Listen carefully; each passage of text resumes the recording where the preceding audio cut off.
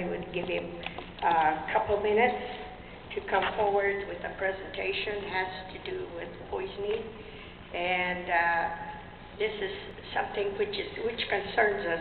In fact, this area he's talking about has to do with in Fort Duchesne, Utah area. So if you can be patient, give him the minute or two, whatever it will take him. He said he won't take very long. Well, we're down to about 1 minute per person if we allow the rest of the people to comment. So. Okay. You can go ahead and introduce yourself, Mr. Rogers. I apologize. This has been a very expensive experience for me to run around and try. I just barely came back from D.C., followed up, if many of you remember, I was there with the Congress back in December. I stayed a month as I labored on this poisoning issue. I got HUD to make a change. I'm not satisfied. HUD has ordered all manufacturers for the last 33 years to violate code. If my media man, can you put that picture up there of a unit that's up in Fort Duchesne as an example? Every manufactured and mobile home created since 1976 violates OSHA, NIOSH, and all codes.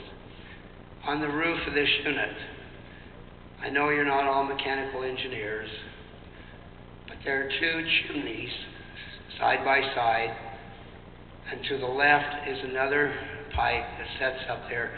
This happens to be the unit that sets up at Fort Duchesne and serves the prosecuting attorney for that community.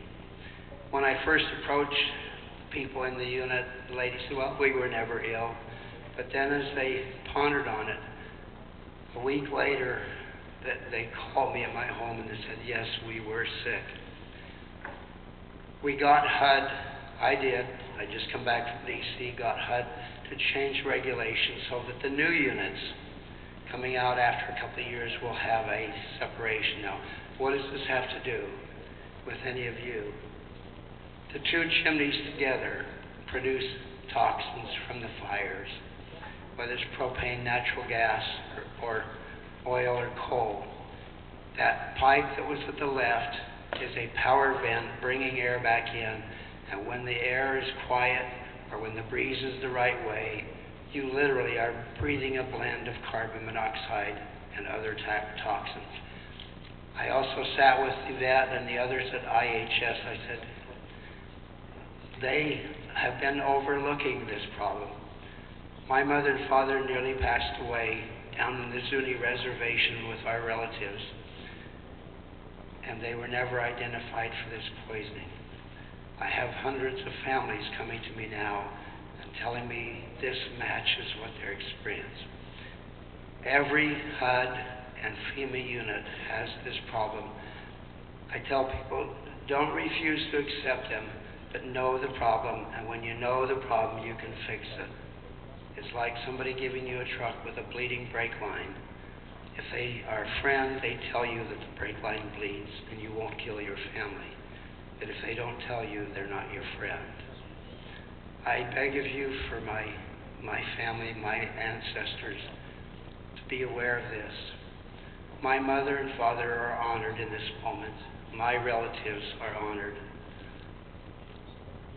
I am again Thomas Lynn Rogers. I have a website called GassingNativeAmerica.us or .com. Again, gassing, like you're gassing your vehicle, NativeAmerica.us or .com. A more provocative one is called PoisoningThePoor.com or .us. I am honored for this moment. I thank Jefferson. I thank Irene. I love her and my relatives in Fort Duchesne dearly, and especially my now, as I call my brother, Forrest Kutch. He deserves honor because he paid dearly to try to get this open. That's a story you can ask me about. Again, I'm Thomas Rogers. Please come and talk to me. I've given 4 years of my life to save babies. Thank you. Okay, two people in line, so you have the floor. Kahauya. I'm Carolee Morris, tribal councilwoman from the Cowlitz tribe, just up the road here, about 50 minutes. I thank you all for being here in Cowlitz country. We welcome you. I hope you had a great convention. It was one of the best I've ever attended, and I give my hands and my heart to all of you for making this such a wonderful meeting for all Native people. And I do congratulate all the new officers